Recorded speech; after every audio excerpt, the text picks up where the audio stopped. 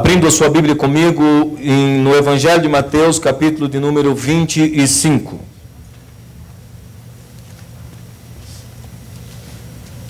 Evangelho de Mateus, capítulo de número 25. Eu quero ler alguns versículos com você para nossa meditação nesta manhã. E eu prometo a você que devido a tantas coisas, em virtude de ser o Dia das Mães e tantas coisas que nós tivemos no culto, eu irei abreviar esta ministração, porque nós ainda temos a Santa Ceia do Senhor, e por ser o Dia das Mães, eu sei que você deve ter se preparado para alguma coisa, para algum almoço, algo assim. Então eu não vou me demorar muito, não vou me delongar muito naquilo que nós iremos ministrar nesta manhã. Evangelho de Mateus, capítulo de número 25, eu quero ler com você a partir do verso de número 14. Fala sobre a parábola dos 10 talentos. E diz assim a palavra de Deus: porque isto é, também como um homem que partindo para fora da terra, chamou seus servos e entregou-lhes os seus bens. A um deu 5 talentos, a outro deu 2 e a outro 1. A cada um segundo a sua capacidade. E ausentou-se logo para longe. E tendo ele partido, o que recebera 5 talentos, negociou com eles e granjeou outros 5 talentos. Da mesma sorte, o que recebera 2, granjeou também outros 2, mas o que recebera 1 foi e cavou na terra e escondeu o dinheiro do seu senhor. E muito tempo depois veio o senhor daqueles servos e ajustou contas com eles. Então aproximou-se o que recebera 5 talentos, trouxe outros 5 talentos, dizendo: Senhor, entregaste-me 5 talentos, eis aqui outros 5 talentos que ganhei com eles. E o seu senhor lhe disse: bem está, servo bom e fiel, sobre pouco foste fiel, sobre muito te colocarei, entra no gozo do teu senhor. E chegando também o que tinha recebido 2 talentos, disse: Senhor, entregaste-me os 2 talentos. Eis que com eles ganhei outros 2 talentos. Disse-lhe o seu senhor: bem está, bom e fiel servo, sobre o pouco foste fiel, sobre o muito te colocarei, entra para o gozo do teu senhor. Mas chegando também o que recebera 1 talento, disse: Senhor, eu conhecia-te, que és um homem duro, que ceifas onde não semeastes e que ajuntas onde não espalhastes. E atemorizado, escondi na terra o teu talento, aqui tens o que é teu.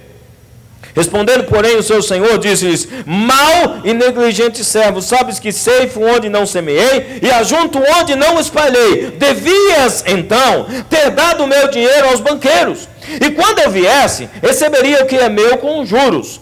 Tirai-lhes, pois, o talento e dai-o ao que os tem 10 talentos.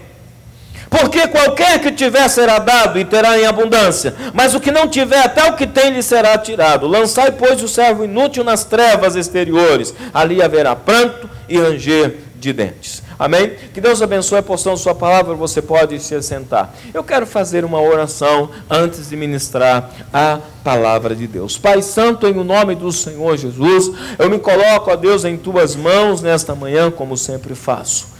Te peço, Espírito Santo de Deus, que venha falar com o teu povo, com a tua igreja. Senhor, que o meu eu saia de cena nesse instante e que o teu Espírito assuma o controle total, Senhor, deste culto, deste púlpito, de tudo aquilo que vamos dizer que não seja de nós mesmos, mas que saia, Senhor, dos céus para a vida do teu povo. Pai, usa, Senhor, a minha boca nesta manhã para falar ao teu povo, é o que eu te peço em o nome de Jesus. Aleluia.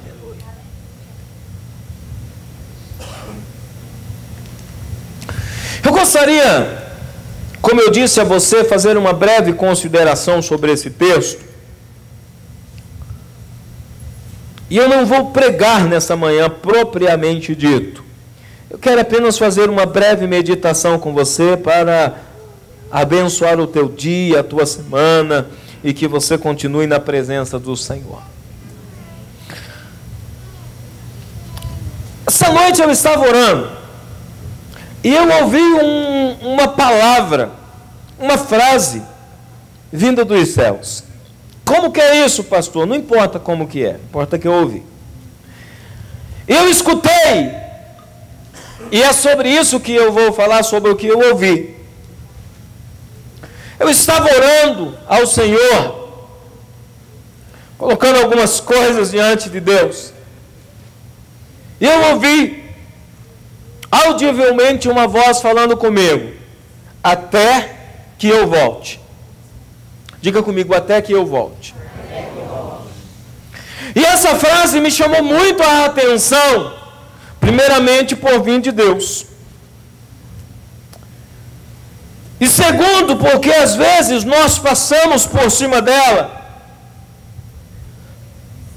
e nos esquecemos desta sublime ordenança: até que eu volte.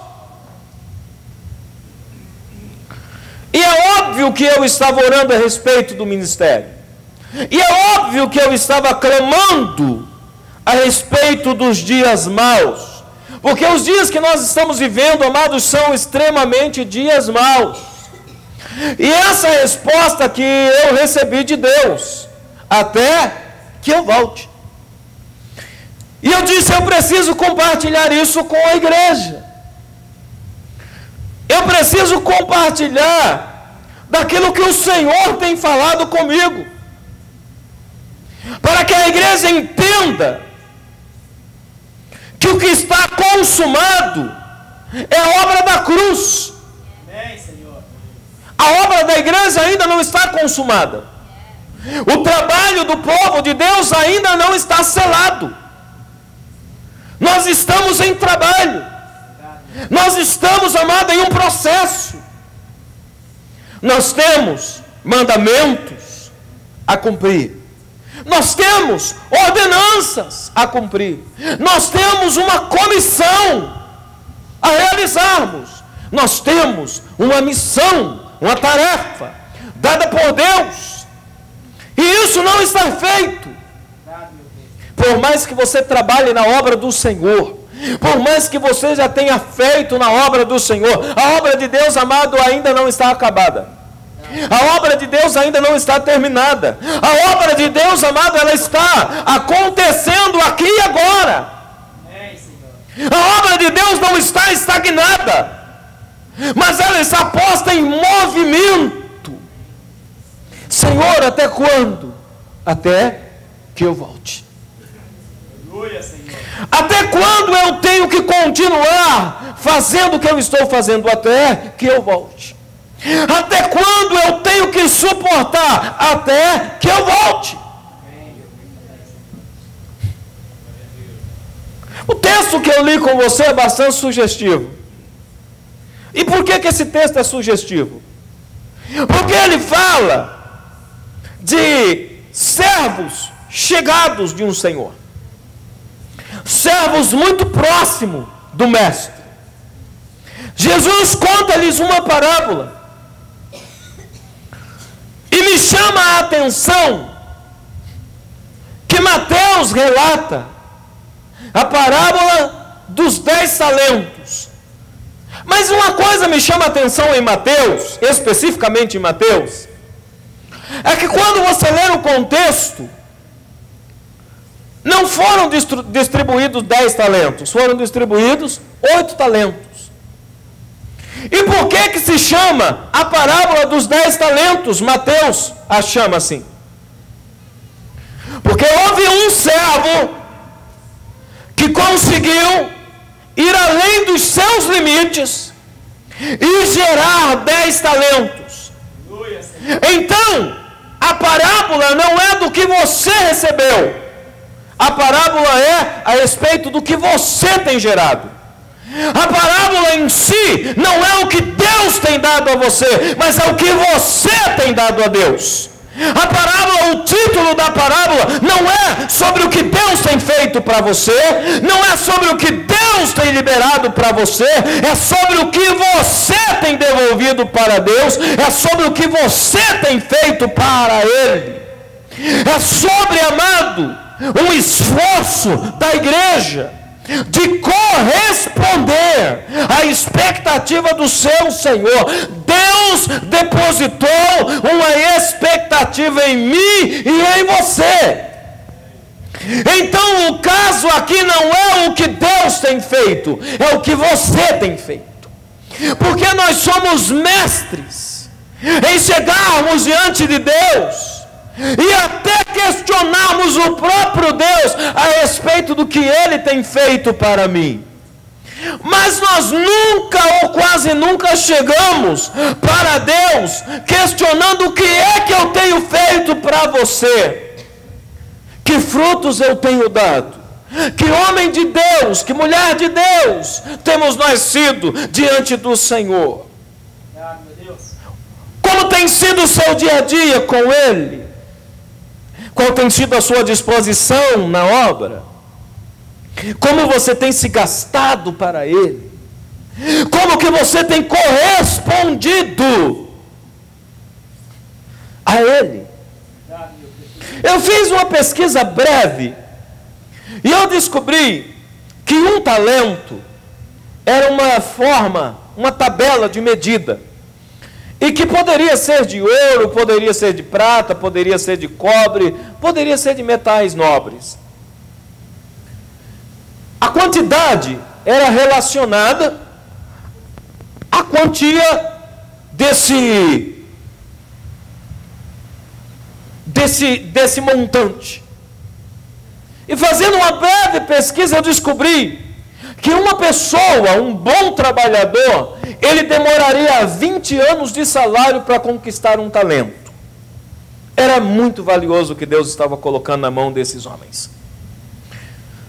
E alguns trabalhariam e nem chegariam a ganhar isso. 20 anos de trabalho contínuo para alguém conseguir angariar um talento. Então, o que o Senhor colocou na mão desses homens foi sim uma fortuna. E o que Deus tem colocado nas nossas mãos, sim, é algo valiosíssimo. O Evangelho de Lucas, no capítulo 19, no verso 13, contando a mesma parábola, ele diz assim: e esse senhor saiu e entregou os seus bens aos seus servos e diz: cuida deles, até que eu volte. Porque ele saiu para conquistar um reino. Lucas conta que o Senhor saiu para conquistar um reino e colocou todo o bem que ele havia conquistado, todo o bem que ele havia possuído, nas mãos de pessoas às quais ele confiava, às quais ele entendia que teria capacidade para cuidar daquilo que ele estaria deixando. É óbvio que Jesus estava falando dele mesmo, que ele estaria indo para o reino dos céus, mas que deixaria um povo para cuidar do reino que ele conquistou aqui na terra. Ele nos colocou, amado, numa posição de cuidado, numa posição de dar fruto.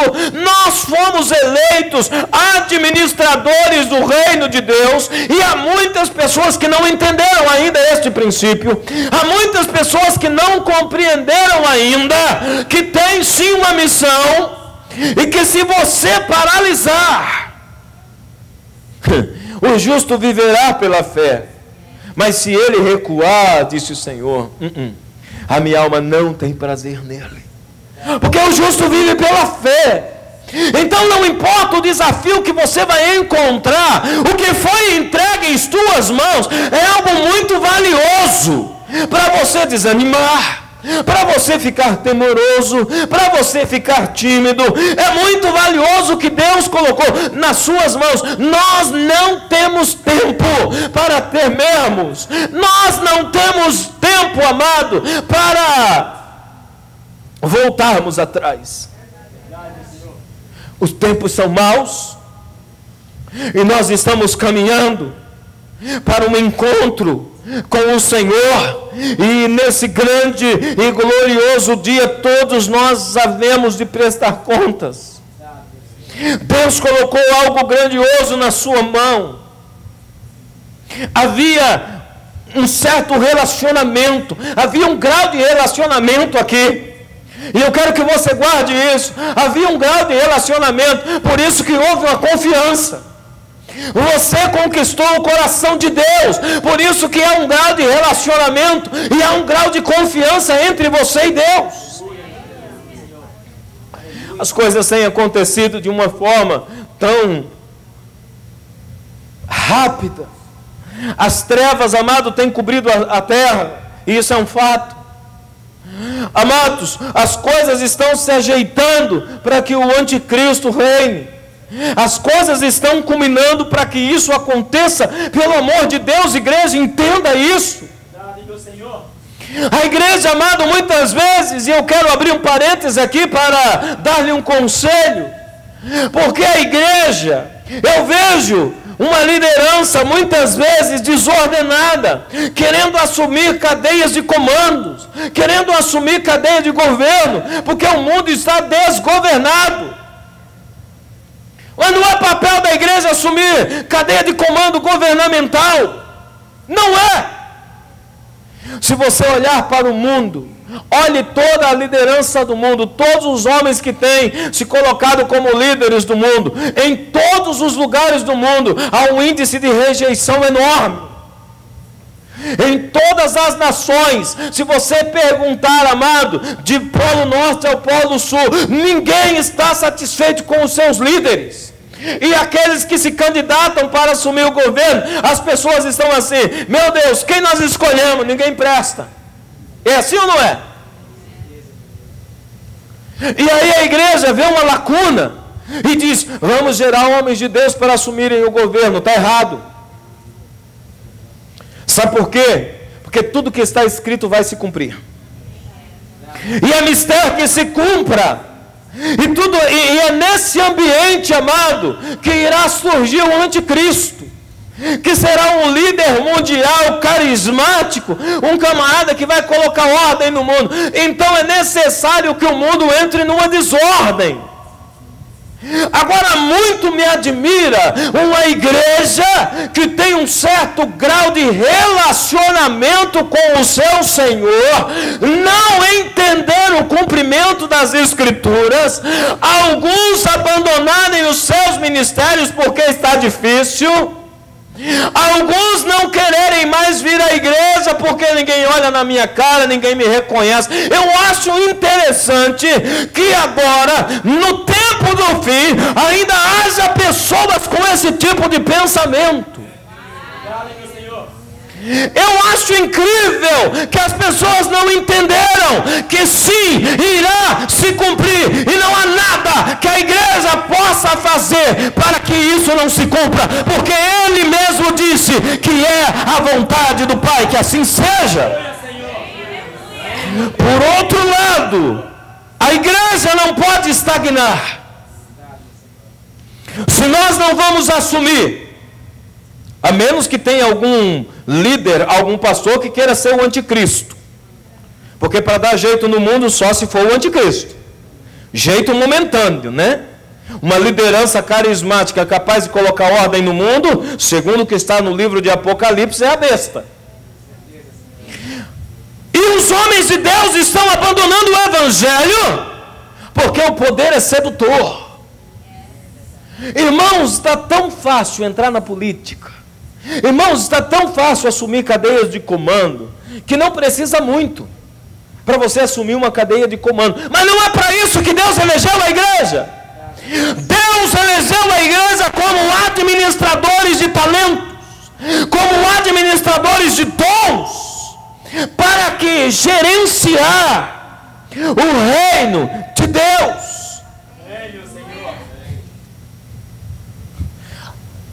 As religiões estão tomando a terra, estão povoando a terra, algumas delas agressivamente, com bomba, com matança, com degolamento dos cristãos, com enforcamento, e a igreja às vezes olha e diz: oh meu Deus, o que será de nós? O meu destino está traçado, eu sei para onde eu estou indo, eu estou indo para os céus, e eu quero crer que você também.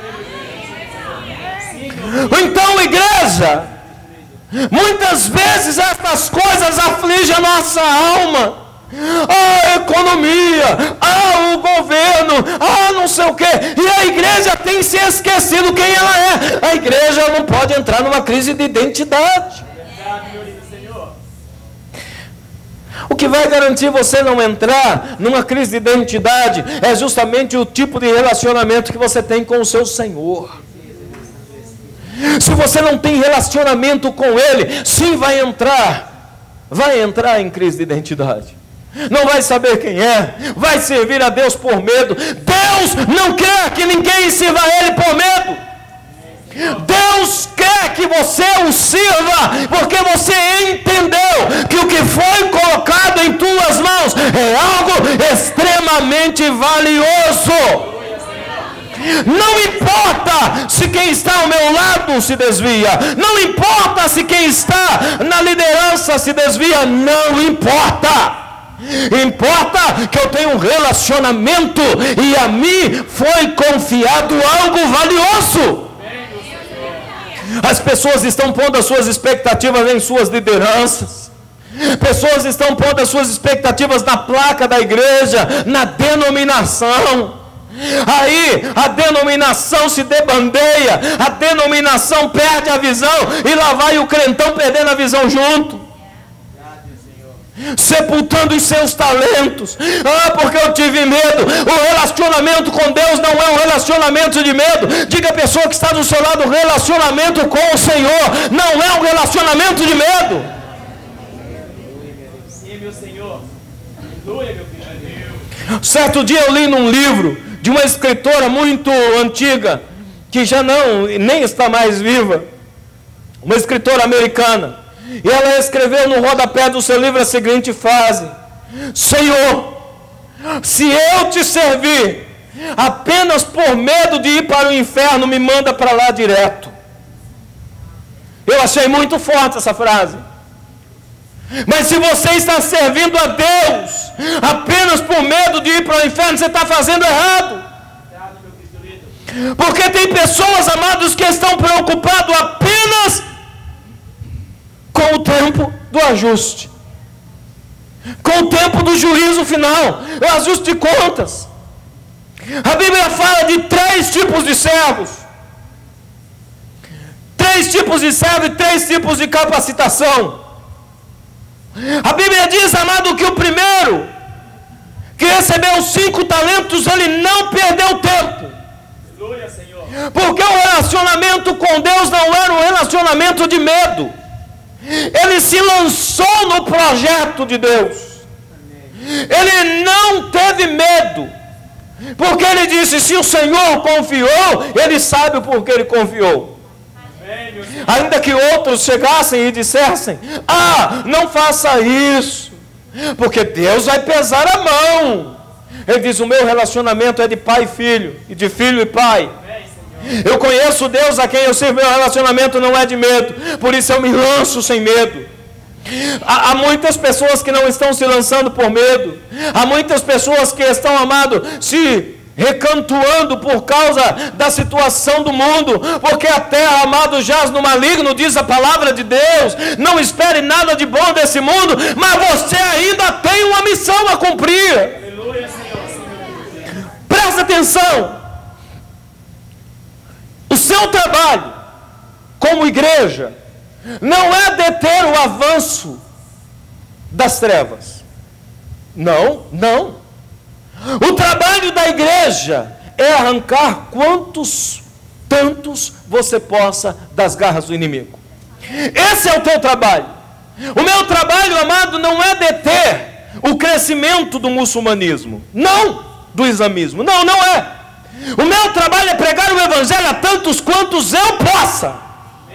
O meu trabalho é dar frutos. Meu trabalho não é escolher quem vai assumir a presidência dos Estados Unidos, ou discutir por conta disso. O meu trabalho é pregar o evangelho a tantos quantos eu possa. Meu trabalho não é estar preocupado com a onda crescente do assassinato dos meus irmãos lá no Oriente Médio, que estão todos os dias sendo degolados, e a mídia parou de mostrar porque estava dando ibope para o cristianismo. Não é por islamismo, é por cristianismo, porque estava fortalecendo a nossa fé com a morte dos nossos irmãos. Eles pararam de mostrar e de não, é para não propagar o islamismo. Não, é só para não mostrar que ainda tem crente corajoso. É só para não mostrar que ainda tem irmão que morre pela palavra. Enquanto isso, amado, muitos de nós estamos negligenciando aquilo que Deus tem nos dado. Eu quero dizer a você que a negligência não recompensa ninguém. Então muitas vezes nós ficamos afligidos, nós ficamos desanimados. Basta alguém desanimar do nosso lado que nós já pensamos, não vale a pena. Vale a pena sim. Vale a pena sim. Basta alguém, amado, dizer eu não quero mais, para você dizer o que está acontecendo, então eu não quero mais também. Não, você é um servo que tem um certo relacionamento com o seu Senhor. Você não serve a Ele por causa de pessoas, você o serve por causa dele mesmo. Você não serve por medo de ir para o inferno, você serve, amado, por alegria de estar servindo. O que Deus está procurando é pessoas que o sirvam com alegria de estar servindo o Rei, e não que aqueles que buscam reconhecimento. Basta você fazer e ninguém reconhecer que você já enterra o teu talento. Você precisa, amado, entender que há algo maior que foi confiado em suas mãos, há algo valioso, e você precisa dar fruto.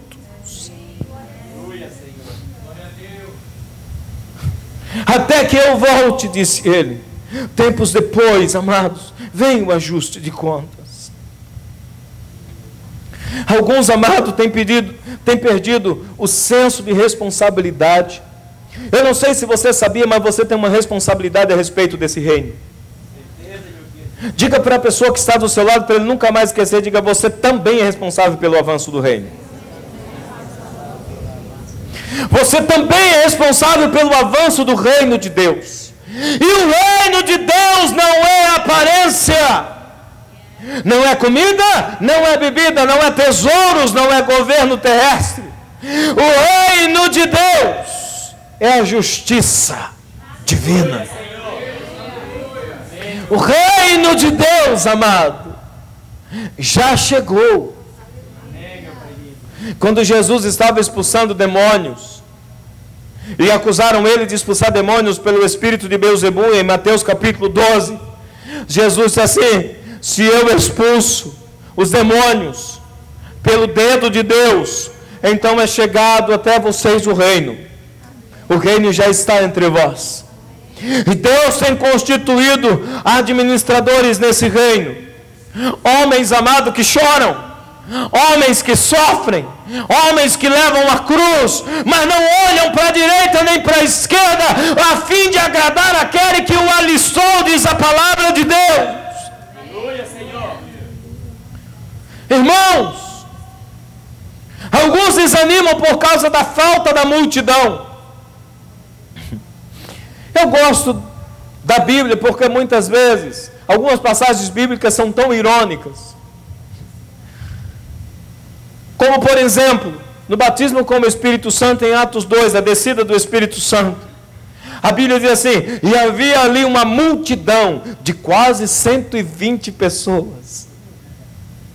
Atos 2, em Atos 19, a Bíblia fala de um discipulado do apóstolo Paulo, onde ele demorou 2 anos discipulando, e a Bíblia diz assim: passou 2 anos discipulando ali em Éfeso, uns 12. Mas a mesma Bíblia ainda diz no verso 5 do capítulo 19 de Atos dos Apóstolos, que Deus fazia maravilhas extraordinárias através da mão de Paulo, ao ponto dos seus aventais serem jogados sobre os enfermos e os enfermos serem curados. Que tamanho que era a congregação de Paulo? Uns 12. Sabe por que a Bíblia diz uns 12? É porque não tinha firmeza nem nos 12. Uma hora era 12, outra hora era 11, outra hora era 8, outra hora era 9. Aí de novo 12, pode dizer agora vai, de repente voltava para 11 de novo. Mas Paulo não perdia o senso de responsabilidade que ele tinha a respeito do reino. Na sinagoga queriam apedrejá-lo, porque ele pregava. Os gregos pedem sabedoria, os judeus pedem sinais. Aí eu venho e prego o Cristo crucificado. Aí é escândalo. Você está entendendo o que eu estou te dizendo? Amém? Talvez eu esteja falando para pessoas que chegaram hoje aqui, e muitas delas que nem vieram hoje aqui, que estão querendo desanimar, porque está difícil. Jesus nunca disse que seria fácil. Diga para o teu irmão, Jesus nunca disse que seria fácil. Então por que você está choramingando aí? Você não sabia que seria difícil? Por que você quis ter relacionamento com ele? Jeremias capítulo 12, verso 5 diz assim: se você se cansa com os que vão a pé, como é que você vai vencer aqueles que vêm a cavalo? Estou preparado para o grande dia. Cansei. Mas o grande dia nem chegou ainda. E você já cansou? Que Deus me disse que eu serei pregador entre as nações, mas o pastor, eu já cansei. Mas já? Mas um pouquinho de prova já está pedindo água. Um pouquinho de prova e já está se entregando. Mas você não sabia que ia ser difícil? Mas você não sabia que eu colho onde não planto? Mas você não sabia que eu, quando vier, cobraria da tua mão? E quero receber exatamente o que eu confiei em você, mas eu não espero, porque eu tenho uma expectativa em você, eu não espero a mesma coisa. Presta atenção no que eu vou te dizer. Deus não espera de voltar e te encontrar do mesmo jeito. Escute o que eu estou te dizendo, isso é sério. Deus não espera voltar e te encontrar na mesma situação. Aceitei Jesus, aleluia, glória a Deus, eu vou para o céu, ninguém me viu, ninguém me vê, deixa eu quietinho aqui no banco, ô glória! De vez em quando o irmão dá um cutucão que está quase cochilando, aí eu vou e animo e dou um glória a Deus, aleluia, esperando a volta de Jesus, eterna aposentadoria. Escondendo o meu talento. Não, o que ele me deu, eu não me corrompi. Não basta não somente se corromper. Não basta só não se corromper. Você tem que frutificar. Diga para o teu irmão, não basta só não se corromper. Tem que dar fruto. Você está entendendo o que eu estou te dizendo nessa manhã? O crentão aposentado hoje vai sair daqui com uma expectativa diferente. Você vai sair dessa aposentadoria aí, viu? Você tem que corresponder à expectativa do teu Senhor. Afinal de contas, há um relacionamento. O que está em pauta é um relacionamento, filho. Não é um subjugo. Não é um medo. O que está aqui, amado, acontecendo é um relacionamento, uma confiança relacional. Eu não tenho muito tempo, como eu disse a você, eu vou estar terminando. Mas eu quero que você entenda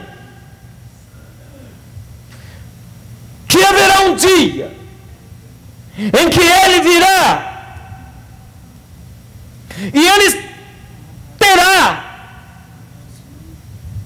a expectativa dEle em você, de tudo que Ele derramou sobre a tua vida, das orações de avivamento que você fez.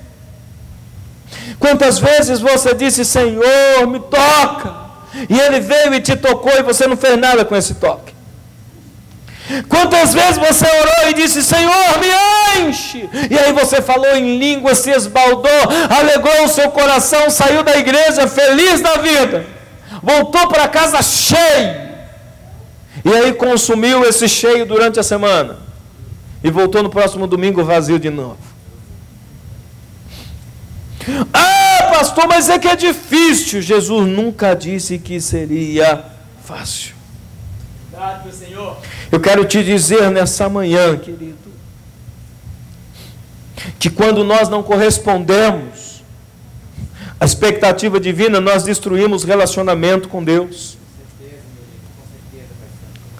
Talvez você está destruindo um relacionamento com Deus e nem se deu conta. É por isso que, como diz o apóstolo Paulo, há entre vós muitos cansados, oprimidos e outros até que já morreram e nem perceberam. Mortos vivos dentro da igreja. Porque tem simplesmente paralisado. E o relacionamento com o Pai já não tem sido o mesmo.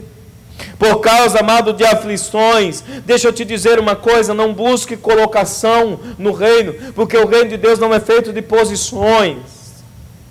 O reino de Deus, amado, ele é feito de ocupações, é diferente. Não é de posicionamento, é de ocupação.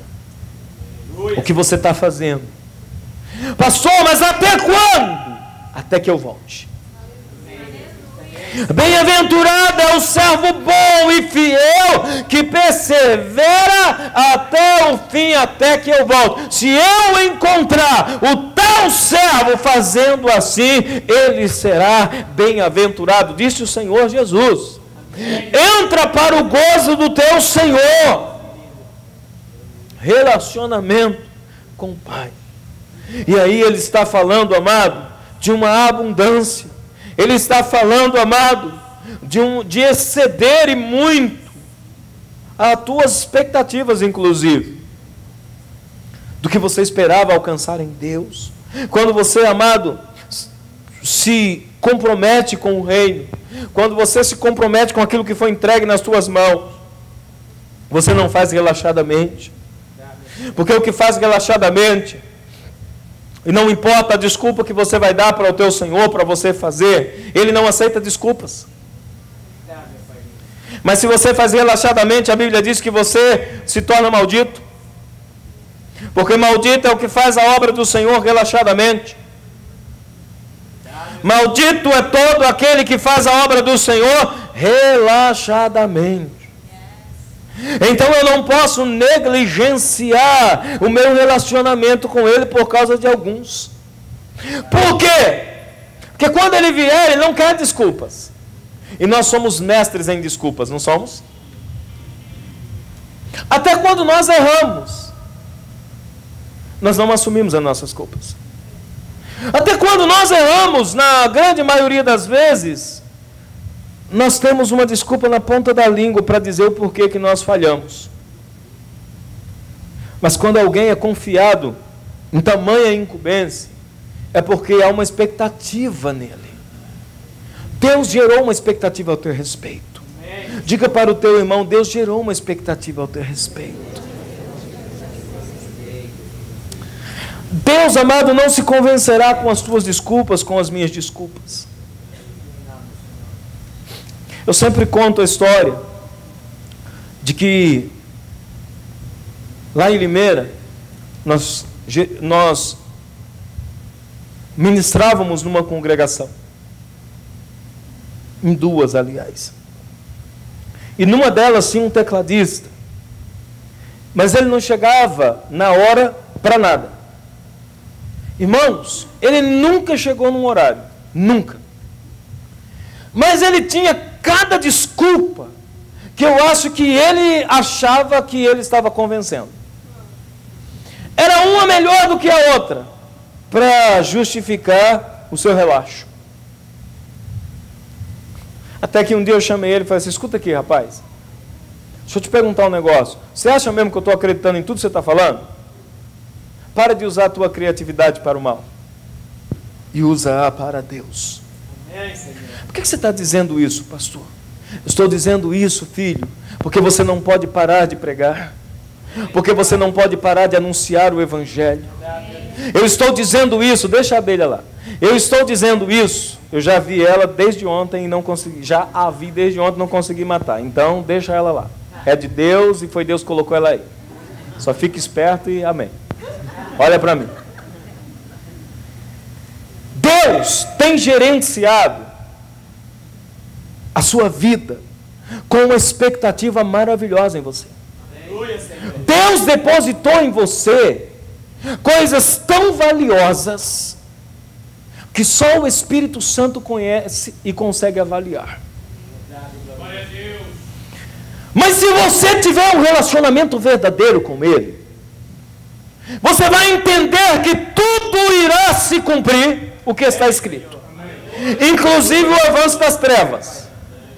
Mas isso não vai me amedrontar ao ponto de eu me esconder. O que Ele colocou na minha mão, eu vou frutificar para a glória de Deus, até que eu volte, disse Ele. Você não tem direito de desanimar. Diga para o teu irmão, você não tem direito de desanimar. Jesus disse: quem põe a mão no arado não pode olhar para trás. Fala para o teu irmão. Está querendo olhar para trás por quê? Eu não sei se alguém aqui já arou terra. Eu já fiz de tudo, tá? Inclusive arar a terra. 2 juntas de boi na frente de um arado, puxando aquele arado numa velocidade absurda. De vez em quando a gente encontrava um toco, meu irmão, o arado ia parar lá para baixo e a gente para cima. Voava por cima do arado, vinha naquela velocidade. Não pode olhar para trás, olhou para trás você morre. E o boi não quer nem saber, porque ele vai mesmo. Quantas vezes você tem que segurar firme, porque ele pega no toco e ele não se rende, ele arranca o toco também. E você tem que estar firme por causa do soco que vai dar lá atrás. Quem pega no arado não pode olhar para trás. Amém, Senhor. Imagina eu com essa fortaleza toda, arando terra com 2 juntas de boi, os bichos correndo na frente e eu dizendo: pelo amor de Deus! Mas não pode olhar para trás, tem que dar conta do recado. Você entende isso, amém? Amém. Meus irmãos davam muita risada, que de vez em quando eu dava uma surfada no arado e dizia: Você, filho, precisa olhar para Cristo. Amém. Tira os teus olhos do mundo, porque o mundo está perdido. Amado, o cheiro do pecado está subindo às narinas de Deus. O cheiro do pecado está subindo às narinas de Deus. O avanço das trevas é notório. Amado, toda modalidade de governo conspira para que a besta se estabeleça. Não há nada que você possa fazer para deter, porque está escrito. A única coisa que você deve fazer é, enquanto é dia, pregar o Evangelho. Enquanto é dia, disse Jesus, porque a noite vem que você não vai poder fazer mais nada. E aí, o que foi te entregue vai ser cobrado.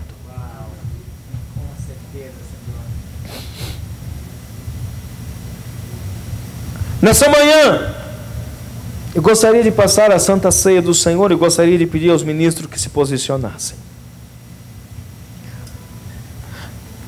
Nós gostaríamos de ministrar a Santa Ceia do Senhor,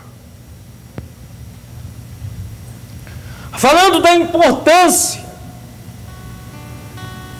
desse ato profético que é a ceia do Senhor,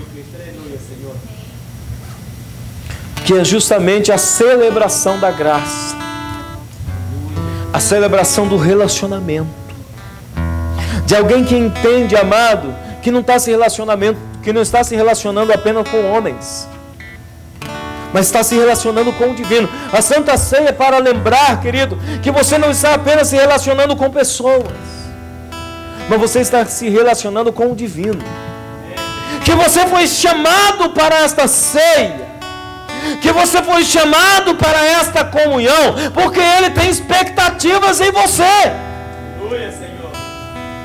segundo a sua capacitação e segundo a tua capacidade. A capacitação dele e a capacidade tua.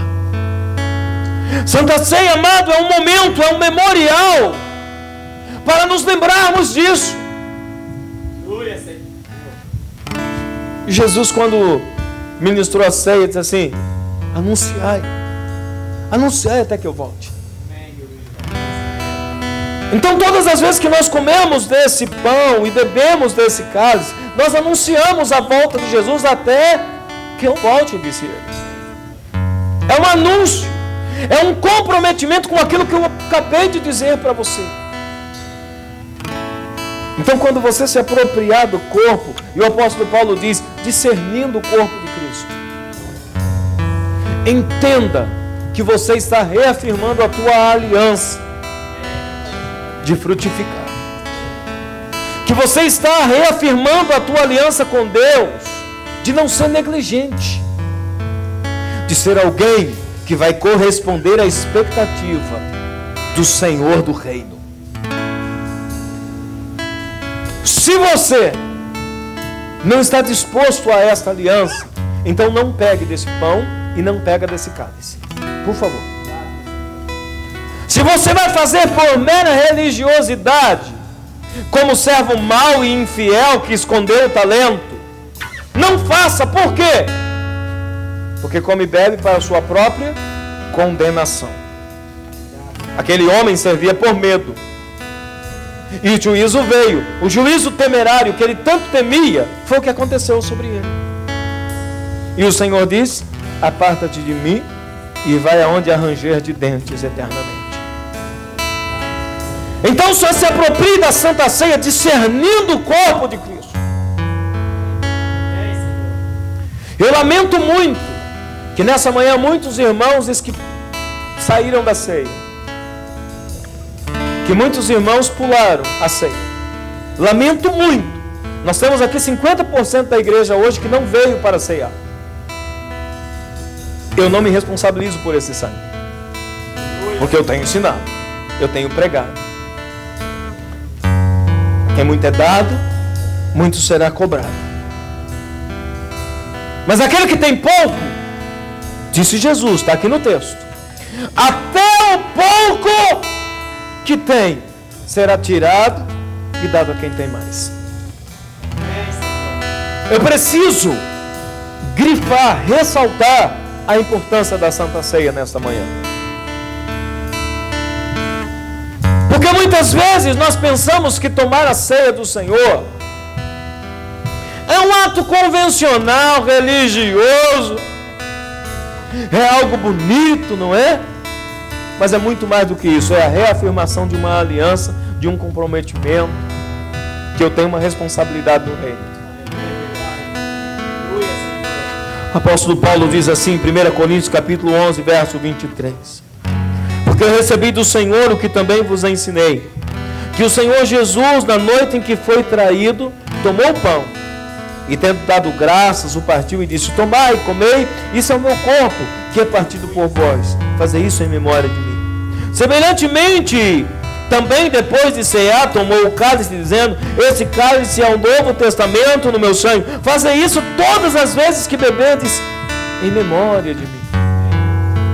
Porque todas as vezes que comerdes este pão e beberdes esse cálice, anunciais a morte do Senhor até que Ele volte, até que Ele venha. Portanto, qualquer que comer este pão ou beber esse cálice do Senhor indignamente, será culpado do corpo e do sangue do Senhor. Examine-se, pois o homem é a si mesmo, assim coma deste pão e beba deste cálice. Eu gostaria de pedir à igreja que se colocasse de pé.